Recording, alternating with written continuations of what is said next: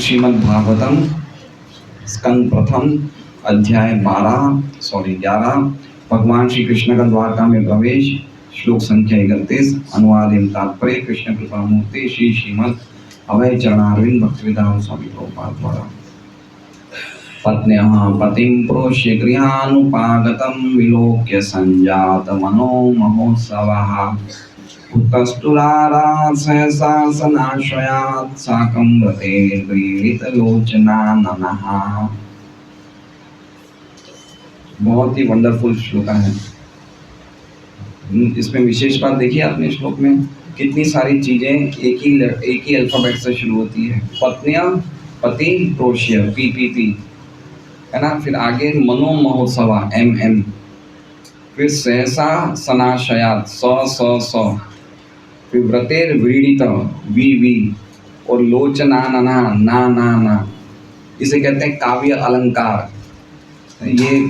ये अलंकार माना जाता है, ऑर्नामेंट माना जाता है कविताओं में। तो अर्थ देखते हैं। पत्नियां भगवान श्री कृष्ण की पति को प्रोष्य जो घर से दूर थे गृह अनुपागतम अब घर लौटे हुए विलोक्य देखकर संजात उत्पन्न करके मन महोत्सवः मन के अंदर प्रसन्नता पूर्ण उत्सव का भाव। उत्तस्तुः उठी आरात दूर से सहसा एकाएक आसनों से आशयात ध्यान अवस्था से साकम के साथ व्रत के व्रीडित लज्जा से देखते लोचन नेत्र आनना ऐसे मुखों से। अनुवाद है। दीर्घ काल तक बाहर रहने के पश्चात अपने पति को घर आया देखकर भगवान श्री कृष्ण की रानियां मन ही मन अत्यंत हर्षित हुई। वे अपने अपने आसनों तथा ध्यानों से तुरंत उठकर खड़ी हो गई। सामाजिक प्रथा के अनुकूल उन्होंने लज्जा से अपने मुख ढक लिए और दृष्टि नीचे किए देखने लगी। ओम अज्ञानतिमिरान्धस्य ज्ञानाञ्जनशलाकया चक्षुरुन्मिलितं येन तस्मै श्रीगुरवे नमः। श्रीचैतन्यमनोभीष्टं स्थापितं येन भूतले स्वयं रूपकदा मह्यं ददासि पदान्तिकम्।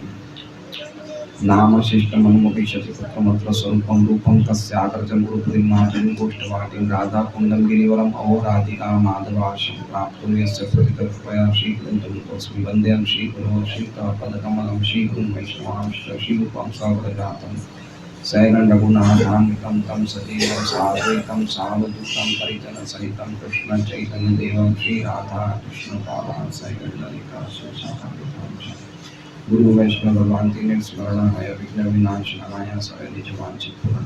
हरे कृष्णा कृष्णा कृष्णा हरे हरे हरे राम राम राम हरे हरे।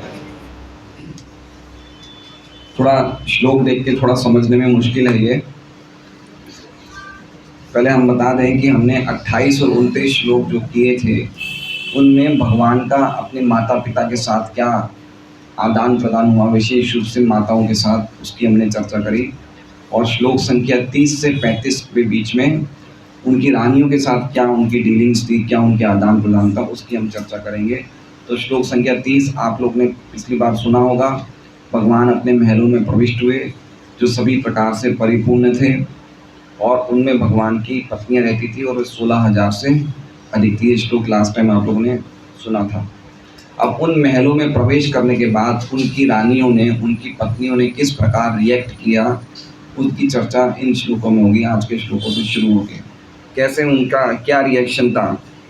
महलों में तो भगवान प्रवेश कर गए, अब उन रानियों का क्या रिएक्शन था वो आज से लेके हम 35वें श्लोक तक देखेंगे। तो ये श्लोक के पहले हम शब्दों का अर्थ समझें। एक सेकंड। ये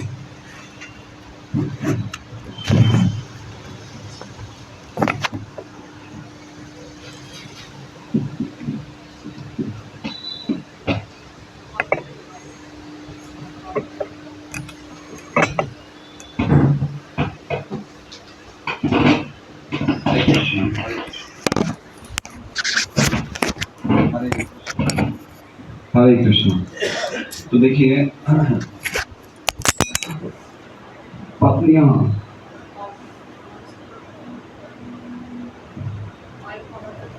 माइक वहां तक आएगा, आ जाएगा।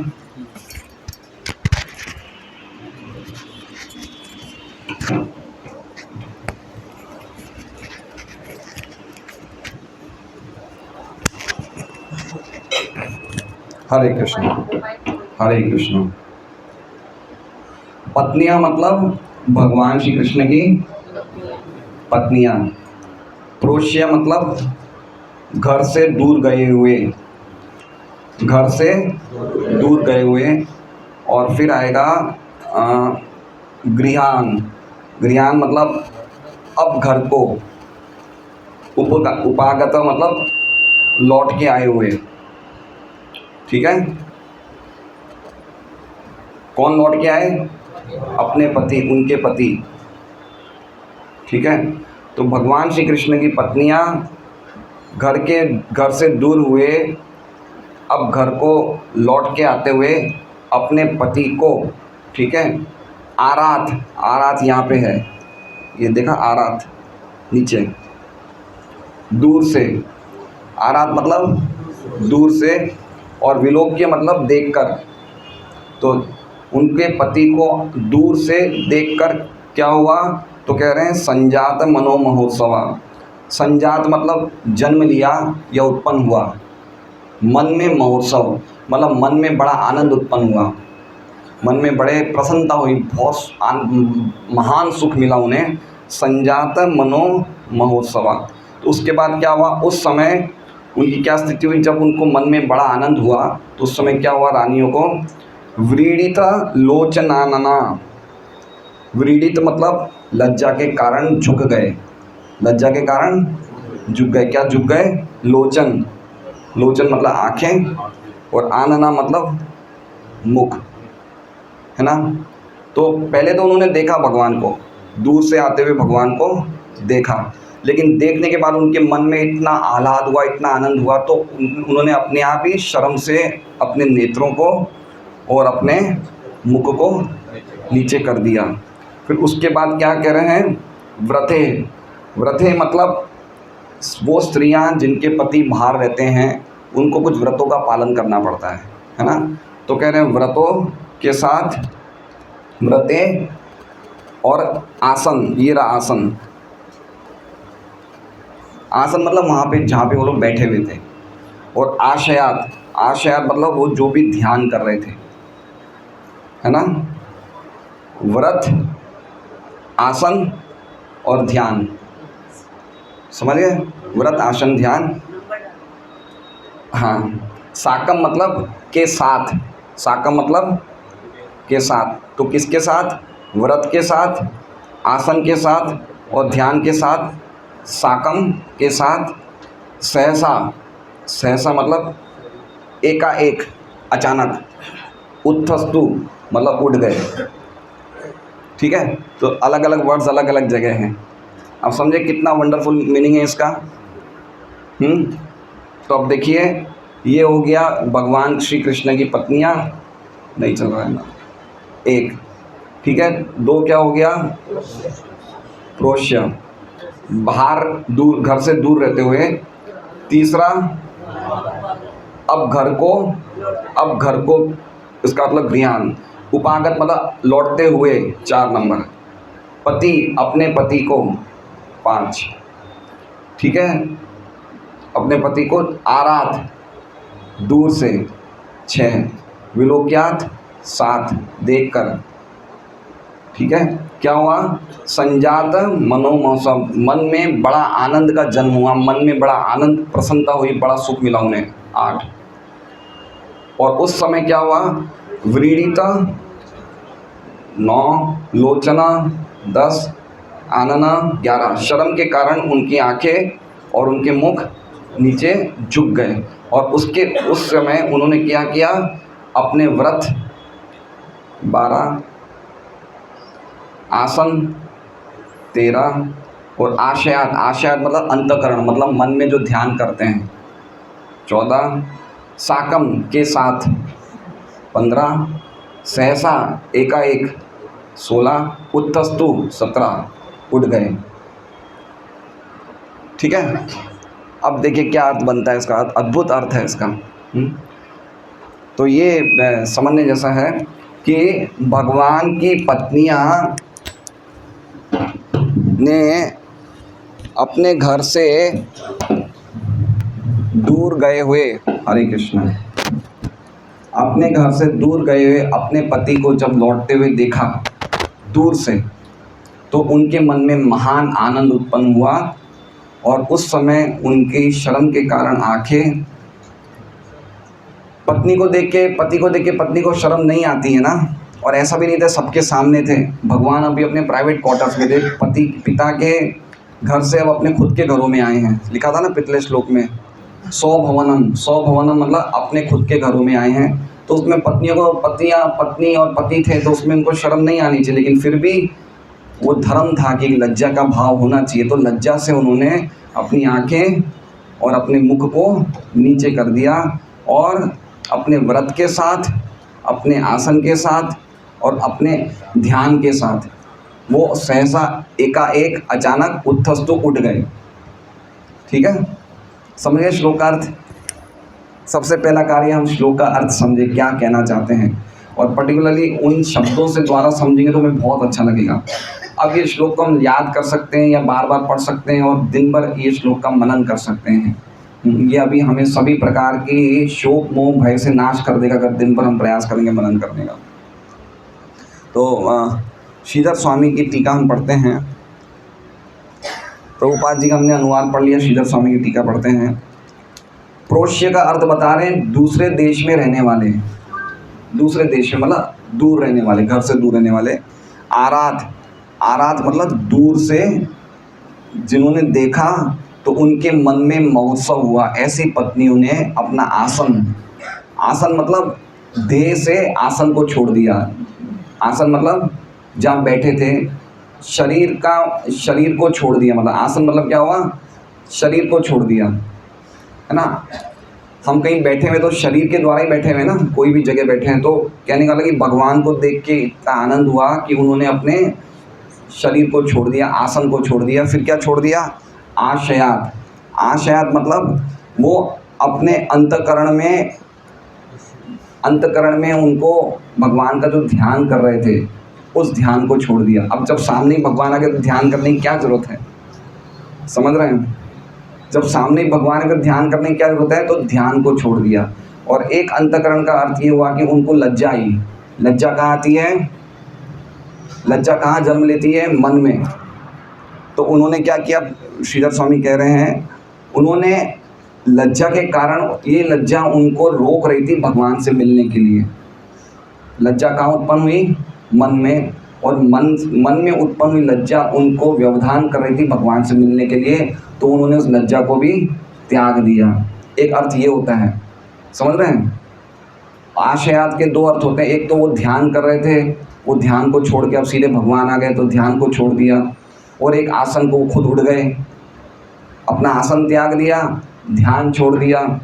ठीक है, और एक ध्यान का अर्थ ये होता है कि वो ध्यान से उनको लज्जा आ रही थी मन में कि भगवान आ गए, शर्म आ रही, मेरे पति आ गए। तो शर्म का भाव कहाँ उत्पन्न हुआ, मन में। तो मन की भावना को भी, लज्जा के भाव को भी त्याग दिया, मतलब अपने मन को भी त्याग दिया। इस तरह से अपने शरीर को त्याग दिया आसन से उठ के, मन को त्याग दिया ध्यान से उठ के, और फिर वो आत्मा के द्वारा भगवान से मिलती है ना। तो इसमें लिखा है श्री भगवान कृष्ण का आत्मा से मिलन हुआ। इस तरह से वो लज्जा के कारण उसको सहन नहीं कर सकी, इसलिए उन्होंने लज्जा को त्याग दिया, ये अर्थ है। आगे बता रहे हैं श्रीधर स्वामी, लज्जा युक्त नेत्र और मुख जिनके हैं, ऐसी पत्नियों ने कटाक्ष युक्त दृष्टिपात से लज्जित लोचन वालों ने अपने, समझ रहे आप, मतलब उन्होंने लज्जा से मुख तो नीचे कर दिया, आंखें तो नीचे कर दी, लेकिन फिर भी ऐसे साइड से ऐसे भगवान को देख रहे थे। देखिए प्रेम के व्यवहार में आंखों का बहुत बड़ा रोल है, हैं? आंखों से कितने इशारे हो जाते हैं। तो यद्यपि उन्होंने लज्जा से अपने आंखों को नीचे तो कर दिया, लेकिन इसमें श्रीधर स्वामी कह रहे हैं कटाक्ष युक्त, कटाक्ष मतलब साइड लॉन्ग, यहाँ से जो ये ब्लैक ब्लैक प्यूपिल्स हैं ये यहाँ पे ले आए और यहाँ से भगवान को शर्म से देख रहे थे। और साकम व्रते इति, व्रते मतलब व्रत होते हैं, इसमें कुछ व्रत होते हैं जो स्त्रियों को पालन करने चाहिए जब उनके पति घर में नहीं होते हैं। इसे कहते हैं पोषिका भ्रातृक नियम। जब पति, पोष्य भ्रातृक नियम, वो स्त्री जो पति द्वारा पालित होती है, उनके पति जब कोई कारण से घर के बाहर हो तो उन्हें कुछ व्रतों का पालन करना पड़ता है। ये व्रत श्रीधर स्वामी बता रहे हैं, याज्ञवल्क्य की स्मृति में लिखा है। कौन से व्रत हैं? जे स्त्रियों पति प्रवासे गएलो होए तेणे रमत गमत मतलब कोई भी प्रकार का खेलकूद स्त्रियों को उनके पति के बिना नहीं करना चाहिए। भाई आजकल रमत गमत का मतलब ये समझ लीजिए टीवी में बैठ जाते हैं, घर पति बाहर गए, चलो टीवी खोल के बैठ जाओ, तो टीवी नहीं देखना चाहिए, रमत गमत समझ लीजिए। श्रृंगार, अपने आप को, शरीर को श्रृंगारित नहीं करना चाहिए। सामाजिक उत्सवों का दर्शन नहीं करना चाहिए। जैसे मान लीजिए हमारे कोई समाज में कोई समाज का प्रोग्राम है, कोई उत्सव है, तो उसका दर्शन भी नहीं करना चाहिए। ठट्टा मश्करी, हंसी मजाक नहीं करनी चाहिए, चुटकुले हंसी मजाक नहीं करनी चाहिए। और परग्रह गमन का त्याग कर देना चाहिए, मतलब हम और किसी के घर पे हमें नहीं जाना चाहिए। ये याज्ञवल्क्य स्मृति में याज्ञवल्क्य ऋषि द्वारा ये लिखा गया है, ये श्रीधर स्वामी बता रहे हैं। तो इन व्रतों को धारण करने वाली स्त्रियों ने व्रतों को छोड़ दिया, समझ गए? व्रतों के साथ उठ गई ना। हमने क्या कहा था कि व्रत के साथ और आसन के साथ और ध्यान के साथ उठ गई, मतलब आसन छोड़ दिया, ध्यान छोड़ दिया, व्रत छोड़ दिए। व्रत छोड़ दिए क्योंकि पति आ गए, अब व्रत को रखने से क्या फ़ायदा? समझ रहे हैं बात को? तो कितना अद्भुत अर्थ है इसका। विश्वनाथ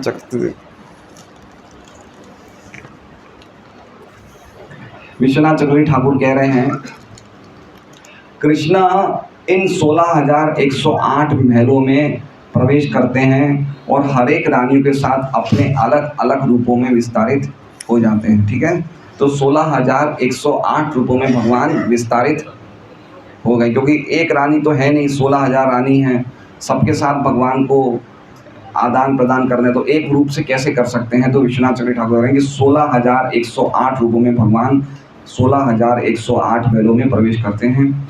जब हर एक ने उन्हें देखा तो उनको क्या लगा? कृष्ण मेरे पास पहले आए हैं। क्या लगा उन्हें? कि कृष्ण मेरे महल में पहले हैं। जो सबके पास ही पहले पहुँचे, सबको ऐसे ही लगा कि कृष्ण मेरे महल में पहले आए हैं। उनके मन बहुत महान सुख से भर गए। ये कहाँ लिखा हुआ है? संजात मनोमोहसव। उनके मन में कितना महान सुख हुआ है ना। जैसे हमारे कोई बहुत ही प्रिय व्यक्ति बाहर से जाते हैं, आते हैं, तो मन में कितना सुख होना चाहिए। एक्चुअली में बताया गया है कि जब कोई पति काम धंधे से, व्यापार से लौटे तो स्त्रियों को बहुत सुख होना चाहिए, हैं कि हमारे पति आए हैं। ऐसे मूड ऑफ नहीं होना चाहिए, अच्छी तरह सज के ही धर्म है स्त्रियों का कि सज धज के मतलब नहा धो के फ्रेश होना चाहिए, पति का अच्छी तरह स्वागत करना चाहिए, उन्हें भोजन खिलाना चाहिए। आजकल तो पति कभी कभी पहले जाते, पत्नी काम पे रहती है होता है सब। फॉरेन कंट्री में तो पति पत्नी दोनों ही काम पे रहते हैं, तो कौन किसका स्वागत करेगा, हैं? लेकिन ये सिस्टम होना चाहिए। कभी कभी देखिए, अगर हम घर पे रहे हैं और कोई घर में खिलाने वाली नहीं हो और पत्नी ऐसा बोले कि वो काम वाली वो आपको जिमा देगी, तो हमें कितना ख़राब लगेगा ना। एक मेल मेंटेलिटी होती है, उसको थोड़ा ईगो होता है, तो पत्नी को चाहिए कि उस ईगो को उनको सपोर्ट करें कि हाँ भाई आपको चाहिए भोजन अच्छी तरह खिलाना चाहिए। तो ये सब स्त्रियों के धर्म होते हैं। तो उनको बड़ा बहुत सुख हुआ जब उन्होंने अपने पति कृष्ण को देखा। ये उनकी प्रथम स्प्रिया थी, ये उनकी प्रथम स्प्रिया थी। क्या प्रथम स्प्रिया थी? सबसे पहले वो अपने आसन से ऊपर उठ गए। सबसे पहले कहाँ उठे वो? अपने आसन से ऊपर उठ गए और फिर अपने हृदय से ऊपर उठ गए। आशयात मतलब हृदय, हृदय से ऊपर उठ गए मतलब हृदय में भगवान का ध्यान जो निरंतर कर रहे थे, अब उन्होंने देखा कि जिनका हम ध्यान कर रहे हैं वही आ गए, तो उन्होंने ध्यान से भी ऊपर उठ गए। फिर उन्होंने भगवान को अपने आँखों के कटाक्ष पूर्वक झुके हुए मुखों से भगवान को कटाक्ष युक्त नेत्रों से दर्शन किया। जैसा हमने श्रीधर स्वामी में देखा, सिर झुक गया और कटाक्ष युक्त नेत्रों से भगवान के दर्शन कर रहे हैं। इसका मतलब सबसे पहले उन्होंने अपना आसन को त्याग दिया भगवान को आलिंगन करने के लिए, शरीर का इस्तेमाल करने के लिए। मतलब उनके मन में क्या हुआ कि अब हम भगवान से आलिंगन करेंगे, जिसके लिए वो उठे आसन से। ये उनके मन में भाव था कि हम कृष्ण से क्या करेंगे, कृष्ण से क्या करेंगे, आलिंगन करेंगे। लेकिन फिर क्या हुआ, उनको एक बाधा आ गई। ये मन में क्या भावना हुई, सबसे पहले उनके मन में क्या भावना हुई कि हम भगवान से आलिंगन करेंगे। लेकिन क्या बाधा आ गई, तो कह रहे हो बाधा क्या थी, लज्जा, शर्म, ये बाधा थी। तो ये बाधा आ गई, तो उन्होंने इसलिए अपने मन को भी त्याग दिया, क्योंकि लज्जा कहाँ जन्म लेती है, मन में। तो उन्होंने अपने मन को भी त्याग दिया जो लज्जा का स्थान है, और फिर उन्होंने आत्मा से भगवान का आलिंगन किया। किससे किया, आत्मा से भगवान का आलिंगन किया। मतलब अभी प्रत्यक्ष रूप से आलिंगन नहीं किया उन्होंने, लेकिन उन्होंने ऐसा भावना में उन्होंने भगवान का आलिंगन किया। खुद नहीं गए आलिंगन करने के लिए, खुद भाग के आलिंगन नहीं किया, लेकिन हृदय में उन्होंने भगवान को गले मिल गए, हृदय में। इसलिए उन्होंने अपने मन को और अपने शरीर को पूरी तरह से छोड़ दिया।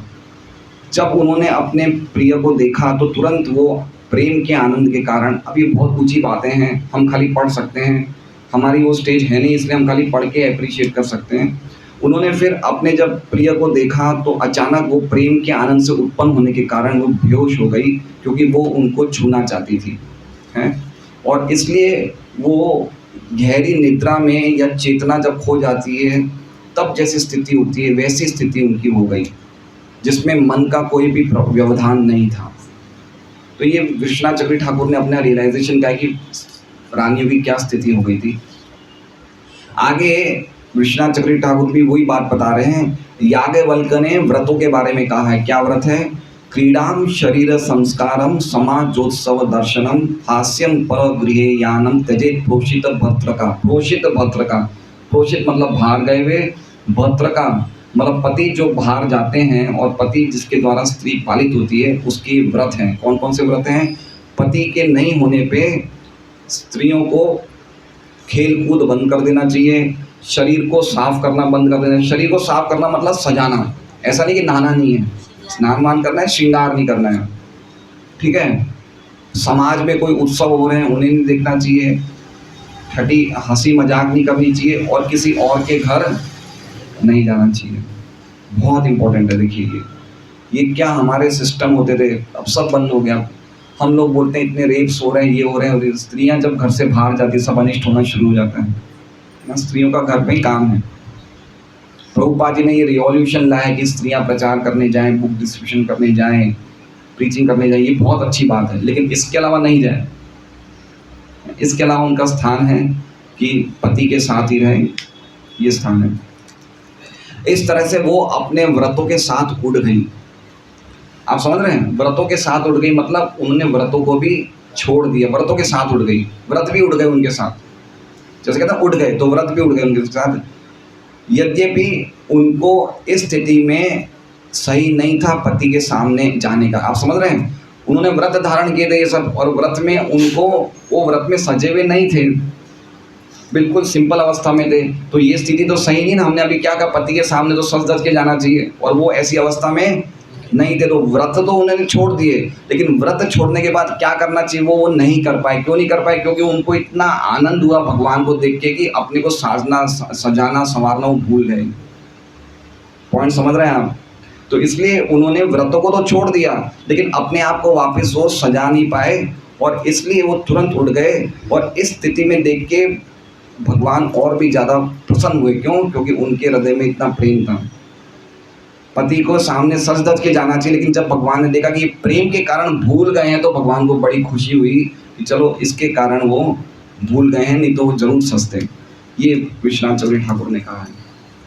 तो अब समझ रहे आ रहे हैं कुछ अर्थ, श्लोक का अर्थ कितना अद्भुत है ये श्लोक, हमें कहाँ ले जा रहे हैं हमारे आचार्य। प्रभुपाद जी का तात्पर्य अच्छा खासा बड़ा है।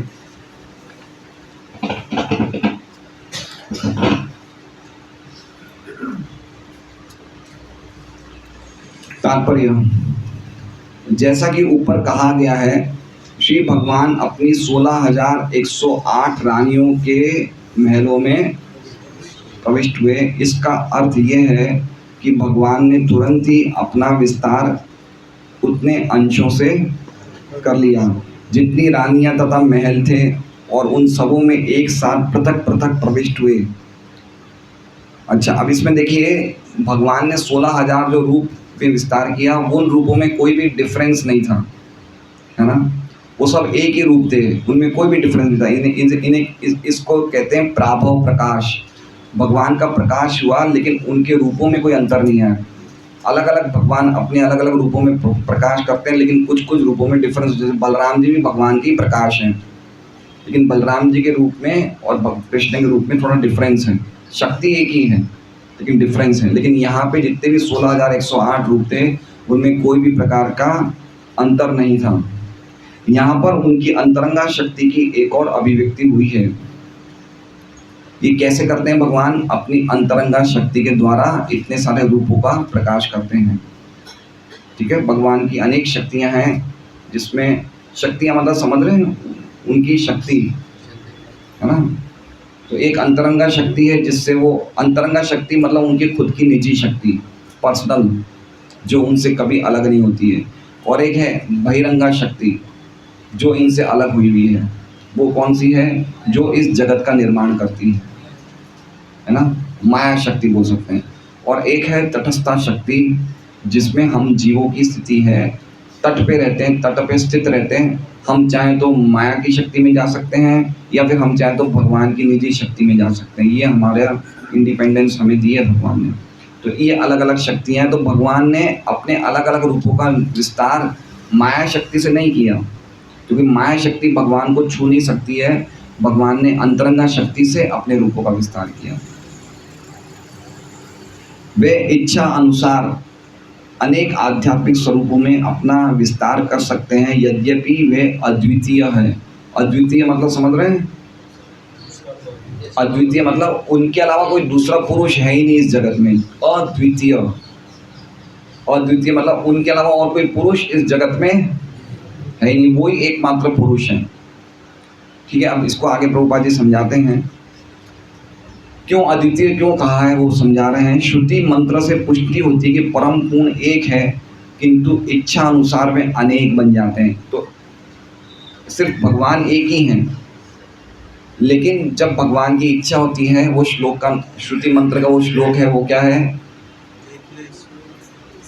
एको बहुश्याम, एको बहुश्याम, एक मैं हूँ, बहु बहुत सारे, श्याम मतलब बन जाऊंगा। एक भगवान अनेक रूपों में विस्तारित होते हैं।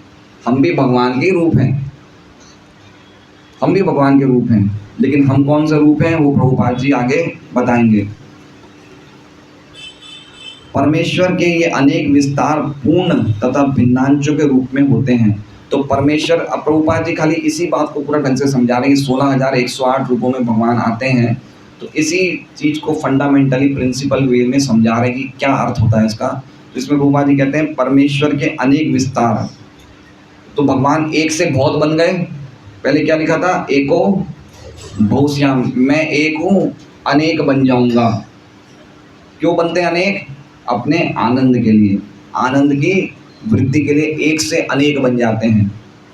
ठीक है, जैसे व्यक्ति परिवार में एक ही रहता है, फिर उसकी पत्नी होती है, फिर बच्चे होते हैं, फिर बच्चों के बच्चे होते हैं, तो उससे क्या होता है? उसको आनंद मिलता है कि मेरा परिवार में देखो इतना बड़ा हो गया परिवार।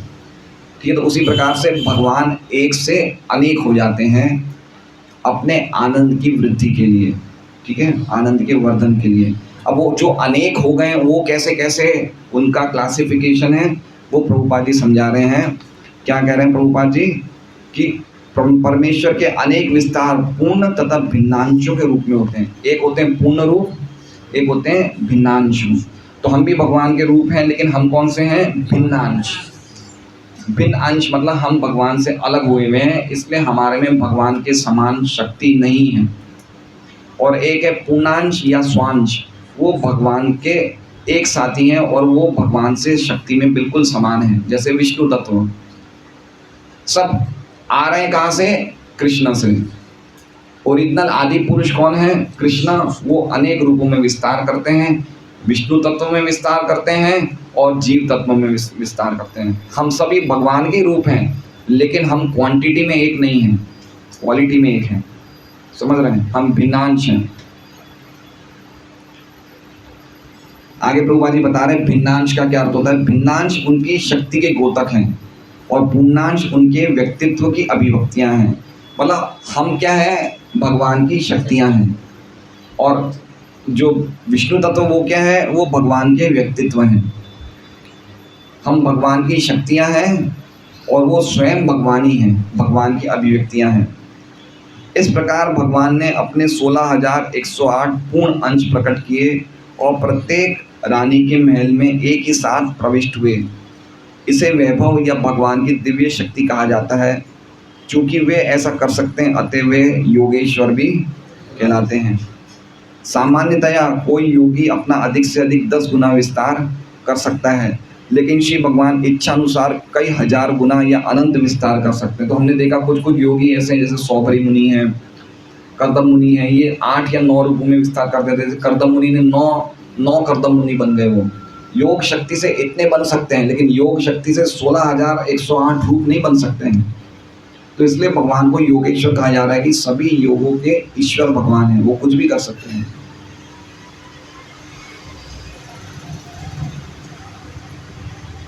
लेकिन श्री भगवान इच्छा अनुसार कई हजार गुना या अनंत विस्तार कर सकते हैं। अश्रद्धालु मनुष्य ये जानकर आश्चर्यचकित रह जाते हैं कि भगवान श्री कृष्ण ने 16,000 से अधिक रानियों से विवाह किया, क्योंकि वह उन्हें अपने ही समान एक मानकर अपनी सीमित शक्ति से उनकी शक्ति की तुलना करते हैं। अतः मनुष्य को जान लेना चाहिए कि श्री भगवान कभी भी जीवों के स्तर पर, कोई मनुष्य को भगवान मानना या भगवान को सामान्य मनुष्य मानना, ये इससे बढ़कर कोई अपराध नहीं हो सकता है। ठीक है, इसका अर्थ समझ रहे हैं? एक भगवान अनेक हो जाते हैं, ये बहुत इंपॉर्टेंट श्रुति मंत्र है। एको बहुश्याम, एक भगवान अनेक हो जाते हैं। तो हम एक भगवान की सेवा करने से सबकी सेवा कर लेते हैं। पॉइंट समझ रहे हैं? एको, अब अनंत जीव हैं, अनंत जीव हैं, अनंत ब्रह्मांड में सबकी सेवा करना संभव है क्या? नहीं है ना। क्या करें? एक भगवान की सेवा करने से सबकी सेवाएं अपने आप। तो द्रौपदी जी ने ऐसा ही किया ना, चावल का दाना भगवान ने खा लिया तो दुर्वासा मुनि के 60,000 शिष्यों को अपने आप ही भोजन पहुंच गया। तो वैष्णव सिद्धांत क्या है? वैष्णव सिद्धांत है कि भगवान की आराधना करने से, भगवान की भक्ति करने से पूरी मानवता का, पूरे जीवों का, सबका कल्याण हो जाता है। और जो असुरी सिद्धांत वो है कि इसको पानी पिलाने से, इनके मंदिर जाने से क्या फ़ायदा, भूखों को खिला दो, दीन दुखियों को खिला दो, है ना। लेकिन वो नहीं जानते हैं कि एक भगवान का अर्थ क्या है। वो क्या सोचते हैं, ये भी व्यक्ति है, भगवान भी व्यक्ति हैं, तो इनको खिला, भगवान एक को खिला दो, सबको खिला दो। लेकिन वो भगवान के ऐश्वर्य को नहीं समझते हैं। भगवान ही पूरे दुनिया में अपने ही रूप में विस्तारित होते हैं, वो उस ऐश्वर्य को नहीं समझते हैं, भगवान के इस विज्ञान को नहीं समझ पाते हैं। पॉइंट समझ रहे हैं बात को? एक व्यक्ति को खिलाएंगे, कब तक खिलाएंगे? मान लीजिए मैं हर रोज 500 लोगों को खिला रहा हूँ, कब तक खिलाऊंगा मैं? एक लिमिट होती है, या तो पैसा खत्म हो जाएगा, मैं खत्म हो जाऊंगा, है ना। तो हम लोग नहीं खिला सकते, तो अच्छा है कि हम भगवान की पूर्ति करें, तो भगवान अपने आप ही, भगवान तुष्ट हो जाएंगे तो सभी कुछ तुष्ट हो जाएगा। ये बात समझने जैसी है। जीव उनकी तटस्था शक्ति के विस्तार मात्र है। मनुष्य को कभी सोचना भी नहीं चाहिए कि शक्तिमान तथा शक्ति समान होते हैं। यद्यपि शक्ति तथा शक्तिमान में गुण का केवल रंच मात्र अंतर है। तो शक्ति और शक्तिमान क्या बोलते हैं इसे? शक्ति और शक्तिमान मतलब शक्तियों को धारण करने वाला, ठीक है। तो हमने 3 शक्तियों की चर्चा करी इसमें, तटस्था शक्ति, अंतरंगा शक्ति और बहिरंगा शक्ति। तो ये तीनों भगवान की शक्तियाँ। तो ये बहिरंगा शक्ति से क्या बनता है? ये जगत बनता है। लेकिन ये जगत का स्वभाव क्या है? ये देखिए, जगत बहुत अच्छा है, लेकिन बहिरंग का मतलब इसको जड़ जगत कहा जाता है या इसको हल्की शक्ति वाला कहा जाता है। क्यों कहा जाता है? क्योंकि इसमें अपने आप में कोई चेतनता नहीं है। देखिए, आपके पास कितनी अच्छी गाड़ी होगी, कितना अच्छा मोबाइल होगा, ये सब चीज़ें होने के बावजूद ये अपने आप फंक्शन नहीं कर सकते हैं। इसको एक ऊंची शक्ति की ज़रूरत है। जैसे मान लीजिए बहुत अच्छा सेल फ़ोन है, लेकिन जब तक हम बटन नहीं दबाएंगे वो चलेगा नहीं है। कितनी अच्छी अच्छी ट्रेनें निकल रही है, जब तक हम उस ट्रेन को नहीं कोई चालक चलाएगा वो चल नहीं सकता। तो उसी प्रकार से बहिरंगा शक्ति का अर्थ क्या है? जगत जो है ये भगवान के द्वारा ही निर्मित हुआ है, लेकिन इसकी क्वालिटी क्या है? इन्फीरियर है। क्या क्वालिटी है? ये हल्की क्वालिटी का है। और हम लोग कौन सी क्वालिटी के हैं? ऊंची क्वालिटी के, क्योंकि हम इस जगत को चलाते हैं। ठीक है। अभी समस्या क्या आ रही है कि हम जगत को चला रहे हैं, लेकिन किसके मोह शक्ति के लिए चला रहे हैं? अपने आनंद के लिए। वहां हम अटक गए हैं। और जो ज्ञानी होता है वो क्या देखता है? ये जगत से मेरा क्या लेन देन, इसलिए उस जगत को त्यागना चाहते हैं। एक होता है कर्मी, एक होता है, समझ रहे हैं? ज्ञानियों का क्या स्लोगन है? ब्रह्म सत्य जगत मिथ्या। सुना है ये? ब्रह्म सत्य जगत मिथ्या। ये बात सही है गलत है? ब्रह्म सत्य जगत मिथ्या है नहीं है? ब्रह्म ब्रह्म मतलब भगवान, भगवान सत्य है और जगत तो सही है ना? ये बात कौन कह रहा है सही है, कौन कह रहा है गलत है? ब्रह्म सत्यम जगत मिथ्या। जगत झूठा है ना? खत्म होने वाला ना जगत? नहीं होने वाला है, तो फिर मिथ्या हुआ नहीं हुआ है? सत्य है। तो ये शरीर आपका रहेगा हमेशा, सत्य है ये तो रहेंगे हैं? तो रहेंगे। तो ब्रह्म सत्यम जगत मिथ्या ये सेंटेंस गलत है। गलत क्यों है? तो प्रभुपाद जी कहते हैं ब्रह्म सत्य मतलब भगवान सत्य है। तो सत्य से क्या चीज निकलेगी? सत्य ही निकलेगा, मिथ्या कैसे निकल सकता है? सत्य से क्या चीज का उत्पादन होगा? प्रभुपाद जी उदाहरण देते हैं, जैसे सोने की सिल्ली है। अब सोने की सिल्ली से आप सोने के कुंदन बना रहे हो, तो वो भी सोने के कुंदन तो सच्चे हुए नहीं हुए? यद्यपि क्वांटिटी कम है, लेकिन है तो सच्चे, क्योंकि कहाँ से निकले? सोने से निकले। तो जब भगवान से जगत निकल रहा है, भगवान परम सत्य है, तो जगत कैसे झूठा हो सकता है? झूठा नहीं है, लेकिन असत है। असत मतलब समझे, टेम्पररी है। सत्य है लेकिन क्या है? कहीं भी देखिए गीता में भगवान ने इसको मिथ्या नहीं कहा। अलग अलग जगह क्या कहा है? कौन सा श्लोक है वो? माम उपेत्य पुनर्जन्म दुख अशाश्वतम, अनित्यम कहा है, कहीं भी झूठा नहीं कहा है। क्यों झूठा नहीं है? सच्चा है, लेकिन वो कुछ समय के लिए आता है, बढ़ता है, कुछ उत्पन्न करता है, क्षय होता है, खत्म हो जाता है, लेकिन वापस आता है। इसलिए झूठा नहीं है, टेम्पररी है। तो हम जो लोग इसको झूठा मान के इसको त्यागते हैं ना, वो गलती कर रहे हैं। क्यों गलती कर रहे हैं? क्योंकि उसका जो असली स्वभाव है जड़ता का, अगर वो जड़ता का स्वभाव भगवान की सेवा में लग जाए तो उसकी जड़ता खत्म हो जाती है। समझ रहे हैं बात को? जैसे ये माइक है, माइक स्पीकर है, ये क्या है? ये जड़ है ना? ये असत है। असत मतलब ये ज़्यादा समय रहेगा नहीं, कितना भी आप बचाव करो कुछ ना कुछ समय के बाद उसका नाश हो जाएगा। अब अगर हम इसको भगवान की सेवा में लगा रहे हैं तो इसका ओरिजिनल नेचर बाहर निकला नहीं निकला? ये सत्य बन गया ना, है ना? ऐसे ही ये शरीर यद्यपि हल्की प्रकृति का बना हुआ है, लेकिन अगर इसे भगवान की सेवा में लगा दी जाए तो इसकी वो हल्की प्रकृति नाश हो जाती है, ये ओरिजिनल प्रकृति में आ जाता है। ये वैष्णव सिद्धांत है। ये सिद्धांत याद कर लीजिए, रूप गोस्वामी ने भक्ति रसामृत सिंधु में भली भांति लिखा है, अनासक्तस्य विषयान यथारम उपयुञ्जत निर्बंध कृष्ण संबंधे युक्तम वैराग्यम उच्यते। वैराग्य क्या है? असली वैराग्य क्या है? कि जो चीज़ हमारे पास हो वो अल्टीमेटली कृष्ण की है, तो उसको कृष्ण की सेवा में लगा दो, उसको कृष्ण की सेवा से दूर मत करो। किसी के पास कुछ भी गुण है, इसे एक जगह प्रभुपाद जी बोलते हैं बुरे सौदे का सर्वोत्तम उपयोग। क्या बोलते हैं?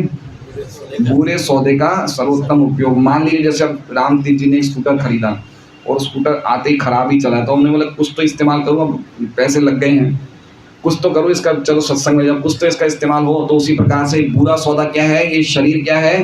बुरा सौदा है। ये शरीर हमें मिलना नहीं चाहिए। इसे इंग्लिश में कहते हैं best use of the bad bargain. Best use of the bad bargain. Bad bargain मतलब हमने बार्गेनिंग करी लेकिन गलत चीज की बार्गेनिंग कर ली, हमें शरीर मिल गया। हम बार्गेनिंग करते हैं ना, भाव ताव करते हैं, 50 रुपए किलो चल 40 करते हैं, तो हमने भी बार्गेनिंग करने में क्या प्राप्त हो गया? हमें ये शरीर प्राप्त हो गया, ये बुरा सौदा मिल गया। लेकिन अब इस बुरे सौदे का सर्वोत्तम उपयोग कर लो सत्संग में आके, कथा सुन के, भगवान की सेवा करके। तो ये क्या कि जो सौदा बुरा मिला है ये तो जाएगा ही जाएगा, लेकिन हमारा ओरिजिनल जो भाव है, ओरिजिनल शरीर है, वो प्रकट हो जाएगा। तो इसलिए हमें त्यागना नहीं है, जो भी चीज़ हमारे पास आए उससे दूर नहीं रहना, उसको भगवान की सेवा में लगा देना है। ये वैष्णव सिद्धांत है। और मायावादी सिद्धांत क्या है? ज्ञानियों का, शुष्क ज्ञानियों का क्या सिद्धांत है? हर एक चीज़ से दूर रहो, क्योंकि सभी कुछ माया है। इसलिए वो कृष्ण का नाम भी नहीं लेते, ये भी माया है। आत्मा दूषित हो जाएगी अगर भगवान का नाम, कृष्ण का नाम लेंगे, तो ये भी माया है। सत्संग में मत जाओ, ये भी माया है। आप समझ रहे हैं? क्योंकि वो अपने कोई भी चीज़ को भगवान की सेवा में लगाना नहीं चाहते हैं। प्रापंचिकतया बुद्ध्या हरि संबंधी वस्तुनों मुमुक्षु भी परित्यागो वैराग्यम फल्गु कथते। ये जो वैराग्य झूठा वैराग्य है। ये कैसा वैराग्य है? फल्गु नदी है ना गया जी पे, ऊपर मिट्टी है, नीचे क्या है? उंगली घुसाएंगे तो पानी मिलेगा। तो जो फल्गु वैराग्य करते हैं उनके हृदय में बाहर से वैराग्य का दिखावा करते हैं, लेकिन अंदर से जो भोग करने की इच्छा है वो खत्म नहीं होती। इसलिए वैष्णव सिद्धांत क्या है कि आपके पास बच्चे हैं, जो भी चीज़ है, हृदय खराब है, सही है, जो कुछ भी है, कंप्लीटली अब जो कुछ मिल गया अब भगवान की सेवा में लगा दो, तो इससे वो चीज़ शुद्ध हो जाती है। तो ये हम चर्चा कर रहे थे, बहिरंगा शक्ति, अंतरंगा शक्ति, तटस्थ शक्ति की हम चर्चा कर रहे थे। रानियां भी उनकी अंतरंगा शक्ति की विस्तार थी और इस प्रकार शक्ति तथा शक्तिमान निरंतर दिव्य आनंद का आदान प्रदान करते हैं। इन्हें ही श्री भगवान की लीलाएं कहते हैं। अतः किसी को ये जानकर आश्चर्य नहीं करना चाहिए कि भगवान की इतनी सारी पत्नियां थी। उल्टे मनुष्य को ये मानना चाहिए कि यदि भगवान की 16 करोड़ पत्नियां होती तो भी वह अपनी असीम तथा अक्षय शक्ति को पूर्ण रूप से प्रकट। आप समझ रहे हैं? भगवान इतने असीम है कि अगर 16 करोड़ पत्नियां भी होती तो भी वो अपनी शक्ति को पूरी तरह से दिखा नहीं रहे हैं। ठीक है? जैसे मान लीजिए भगवान ने, शक्टासुर नाम का एक असुर था, तो भगवान ने हल्का सा पैर छुआ और वो मर गया। पूरी शक्ति प्रकाशित नहीं की, थोड़ी सी शक्ति प्रकाश की। पूतना है, उसका स्तन पी लिया, वो मर गई। पूरी शक्ति प्रकाश नहीं कर रहे हैं, थोड़ी सी शक्ति प्रकाश करने से भगवान इतनी अद्भुत लीलाएं करते हैं। तो प्रभुपाद यही कह रहे हैं कि अगर 16 करोड़ पत्नियां भी उनकी होती तो भी उनकी शक्ति ज़्यादा वेस्ट नहीं होती, उनके द्वारा कुछ है ही नहीं। मतलब ये भगवान के बारे में बोलना चाहते हैं प्रभुपाद जी।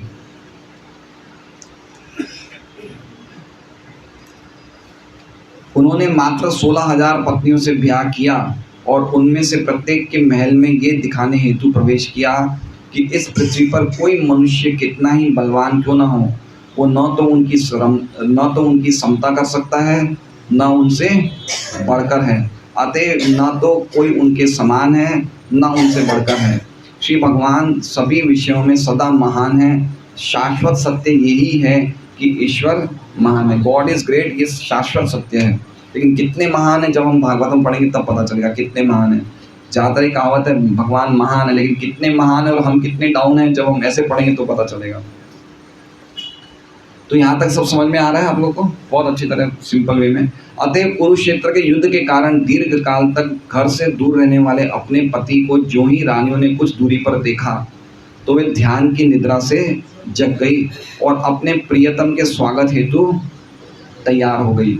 याज्ञवल्क्य के धार्मिक आदेश अनुसार जिस स्त्री का पति घर से बाहर हो उसे न तो किसी सामाजिक उत्सव में भाग लेना चाहिए, न शरीर को अलंकृत करना चाहिए, न हंसना चाहिए और न किसी भी परिस्थिति में अपने संबंधी के घर जाना चाहिए। प्रभुपाद हमने श्रीधर स्वामी में भी पढ़ा, विश्वनाथ चक्रवर्ती ठाकुर में भी पढ़ा और प्रभुपाद जी ये बात बता रहे हैं। तो कोई चीज़ इंपॉर्टेंट होती है ना, उसको बार बार बताई जाती है कि बहुत इंपॉर्टेंट पॉइंट है ये, बहुत इंपॉर्टेंट पॉइंट है। जिन स्त्रियों के पति बाहर हो उनके लिए यही व्रत है, लेकिन साथ ही साथ ये भी कहा गया है कि पत्नी कभी भी अपने पति के समक्ष मलिन अवस्था में उपस्थित, तो ये सब मलिन अवस्था में थे, रानी है मलिन नहीं है, अंतरंगा शक्ति है, लेकिन कहने का मतलब कि अपने को सजाना साधना संवारना भूल गई। क्यों भूल गई? संजात मनो महोत्सव, उनको इतना आनंद हुआ भगवान को देख के कि उनको ये नहीं याद आया कि हमें वापस तैयार होना है। वो अपने आप को आभूषण से अलंकृत करें और अच्छे वस्त्र पहने और पति के समक्ष सदैव प्रसन्न तथा हर्षित मुद्रा में जाए। भगवान श्री कृष्ण की सभी रानियां पति की अनुपस्थिति का चिंतन करते हुए ध्यान मग्न थी और निरंतर उन्हीं का ध्यान करती रहती थी। श्री भगवान के भक्त श्री भगवान के ध्यान के बिना पल भर भी नहीं रह सकते। अब ये पॉइंट समझ रहे हैं आप? ये सब भक्तों का एक अंडरलाइन प्रिंसिपल होना चाहिए कि वो भगवान के ध्यान के बिना पल भर भी नहीं रहे। कृष्ण भावनामृत का अर्थ ये है, प्रभुपाद जी कहते हैं भगवद गीता में तात्पर्य में 18.65 या 65 में, कि व्यक्ति को ऑफिशियल मेडिटेटर नहीं बनना है। ऑफिशियल मेडिटेटर का मतलब कि एक जगह बैठ के जप करना या कुछ और ध्यान लगाए रखना, ऐसा नहीं बन के उसको 24 घंटे ऐसे बिताने हैं जिसमें वो हमेशा कृष्ण भावना में रहे। तो इसलिए इसका बताया कि पल भर कहीं भी गीता में भगवान ने नहीं बोला है कि मेरे पास 2 मिनट बैठो, 5 मिनट बैठो, आधा घंटा बैठो, 2 घंटा नहीं। कहाँ क्या कहा है? हर जगह यही क्या है? अनन्य चेता सततम यो माम स्मृति नित्यश तस्याहं सुलभ पार्थ नित्य युक्त से। नित्य की बात हुई है, निरंतर मन मना भाव में भक्तों, कहीं भी ऐसा नहीं कहा है। तो हमें अपनी लाइफ को ऐसे ही ढालना पड़ेगा अगर हमें वास्तव में भक्तों की श्रेणी में अगर अपने आप को मानना है तो। और इसमें प्रभुपाद स्पष्ट लिख रहे हैं कि भगवान के ध्यान के बिना पल भर भी नहीं रह सकते। तो फिर रानियों के लिए क्या कहा जाए जो द्वारका में भगवान की लीलाओं में रानी के रूप में अवतरित हुई? लक्ष्मियाँ थी, लक्ष्मियाँ हैं सब, ठीक है, ये सब लक्ष्मियाँ हैं। ओरिजिनल लक्ष्मी कौन है? श्रीमती राधा रानी। उनके विस्तार कौन है? गोपियाँ। गोपियाँ के विस्तार ये द्वारका की रानियाँ हैं, ठीक है। और फिर इनके विस्तार बहिरंगा शक्ति दुर्गा है ना, बहिरंगा शक्ति दुर्गा देवी। श्री भगवान की उपस्थिति द्वारा या समाधि द्वारा उनसे कभी विलग नहीं की जा सकती, ठीक है। हम भगवान से कभी भी अलग नहीं हो सकते, 2 तरीके से, या तो उपस्थिति के द्वारा या ध्यान के द्वारा। तो अभी भगवान हमारे सामने प्रत्यक्ष रूप से प्रकट नहीं है, तो हम भक्ति के द्वारा भगवान से सेवा कर रहे हैं भगवान की, उनके विरह में। तो ये भी हम भगवान का ही संग प्राप्त कर रहे हैं, ठीक है। श्रीमद् भागवतम क्लास है, जप है, जो भी हमारा मॉर्निंग प्रोग्राम है, वो सीधा हम प्रत्यक्ष रूप से भगवान का संग कर रहे हैं, क्योंकि हम भगवान के ध्यान में लगे हुए हैं। जब भगवान वन में गायें चराने हेतु जाते थे बाहर, तब वृंदावन की गोपियाँ श्री भगवान को भुला नहीं पाती थी। जब बाल रूप भगवान श्री कृष्ण गांव में नहीं होते थे, तब घर पर गोपियाँ नरम चरण कमलों से कठोर भूमि पर चलते हुए भगवान श्री कृष्ण के बारे में चिंता करती। ये बहुत अच्छा श्लोक है ना। क्या कह रही हैं? गोपियाँ रोती थी घर में बैठ के, क्यों? क्योंकि भगवान ने कभी भी चप्पल धारण नहीं की ब्रज में, तो भगवान बिना चप्पल के जा रहे हैं और उनके चरण तो इतने कोमल है कि हम अपने वक्ष पे रखते, तो वक्ष हमारे कठोर हैं, उनके चरण इतने कोमल है, तो फिर वो पत्थरों पे कंकरों पे कैसे चरण रखेंगे? तो ये सोचते सोचते रोती थी। तो अब समझिए, जो ये इनका जो भाव है द्वारका की रानियों का या गोपियाँ का व्रज की, उनका भगवान के साथ आलिंगन करने में या भगवान को जो शरीर का सुख देने में जो भाव है, उसमें 0.0001% भी खुद की इच्छा या खुद की इंद्रिय तृप्ति नहीं है। ये क्यों कर रहे हैं? ये सब खाली श्री कृष्ण की संतुष्टता के लिए, कृष्ण की प्रीति के लिए, है ना। सामान्य पति पत्नी आलिंगन करते तो उनकी काम की इच्छा होती है, लेकिन यहाँ पे जो भी बता रहे हैं वहाँ अपनी इच्छा के लिए भगवान का आलिंगन नहीं करना चाहते। किसके लिए करना चाहते हैं? कि कृष्ण को प्रसन्नता हो, कृष्ण की इच्छा, कृष्ण की खुशी के लिए कर रहे हैं। इतना हाईएस्ट भाव है, हम लोग सोच नहीं सकते, खाली पढ़ सकते हैं। क्योंकि हम ये सब चीज़ें पढ़ेंगे तो हमें अपने भौतिक जगत के व्यवहार याद आ जाएंगे कि हम भी ऐसे आलिंगन करते हैं, तो फिर बहुत बड़ा अपराध हो जाएगा। इसलिए अच्छा है कि हम इनको पढ़ें, चूँकि ये लीलाओं के अंतर्गत आया है इसलिए हम पढ़ रहे हैं, बाकी इनका असली जो प्राकट्य 10वें स्कंद में है। इसलिए प्रभुपाद जी बोलते हैं कि उन 4 जगह जाने से अच्छा है हम पहले ढंग से समझें 9वें स्कंद, उसके बाद 10वें स्कंद में प्रवेश करें। कभी कभी इस प्रकार चिंतन करते करते समाधि में पहुंच जाती और हृदय में संताप करती। श्री भगवान के शुद्ध पार्षदों की ऐसी ही दशा होती है, वे सदैव समाधि में रहते हैं। अतएव भगवान कृष्ण की अनुपस्थिति में रानियां भी समाधिस्थ थी। कहाँ लिखा हुआ है इसमें श्लोक में? आशयात, आशयात लिखा है ना। भगवान नहीं है घर में, लेकिन उस दिन पर क्या करते थे? भगवान का ही ध्यान। ऐसे ही आप देख लीजिए, जो चैतन्य महाप्रभु की पत्नी थी विष्णुप्रिया, महाप्रभु ने संन्यास ले तो विष्णुप्रिया क्या करती थी? ये बात सही है कि जितने चावल वो जितनी माला करती थी, इतने चावलों को वो छोंक के इतने ही चावल खाती थी। आप समझे? इतनी माला मतलब इतना पति है नहीं, क्या करना है भगवान का, उनके पति तो साक्षात भगवान ही है। तो ये कहने का पॉइंट ये है कि वो दिन भर जो रानियां थी वो भगवान का ही चिंतन करती थी। इस समय भगवान को कुछ दूरी पर देखकर उन्होंने अपने सारे कार्य छोड़ दिए, जिनमें स्त्रियों के उपयुक्त व्रत भी सम्मिलित थे, मतलब व्रत भी छोड़ दिए। श्री विश्वनाथ चक्रवर्ती ठाकुर के मतानुसार इस अवसर पर नियमित मनोवैज्ञानिक प्रतिक्रिया हुई। ये हमने जो पढ़ी अभी, वो वापस प्रभुपाद जी वही चीज़ समझा रहे हैं। क्या प्रतिक्रिया हुई, क्या उनमें मनों में क्या उनकी प्रतिक्रिया हुई, वो बता रहे हैं। पहले तो वे सभी अपने अपने आसनों से उठ गई, क्योंकि अपने अपने पति को देखना चाहती थी, किंतु स्त्री सुलभ लज्जा के कारण वे रुक गई। लेकिन प्रबल उत्कंठा के कारण उन्होंने इस दुर्बलता की अवस्था पर काबू पा लिया और श्री भगवान का आलिंगन करने की भावना से अभिभूत हो गई, और इस विचार से वे अपने आसपास के परिवेश को भूल गई। परिवेश वाला आसपास कुछ भी जो हो रहा था उस माहौल को भूल गई वो। इस उत्कंठा की महान दशा के कारण सारी औपचारिकताओं एवं सामाजिक रीति रिवाजों का अंत हो गया, और इस प्रकार भगवान के मिलन पथ के सभी अवरोध दूर हो गए। आत्मा के प्रभु भगवान श्री कृष्ण के मिलन की यही चरम अवस्था है। तो इसमें श्रीधर स्वामी की भी टीका गई और विश्वनाथ चक्रवर्ती ठाकुर की टीका गई। तो ये कहने का तात्पर्य कि आत्मा से भगवान के मिलन में जो भी अवरोध थे शरीर के, मन के, सबको उन्होंने हटा के भगवान से हृदय में आलिंगन कर लिया। ये इसका कहने का भाव है। हरे कृष्णा। श्रीमद् भागवतम की जय। वाञ्छाकल्पतरुभ्यश्च कृपा सिन्धुभ्यो च पतितानां पावनेभ्यो वैष्णवेभ्यो। अद्भुत श्लोक है ये। क्या पी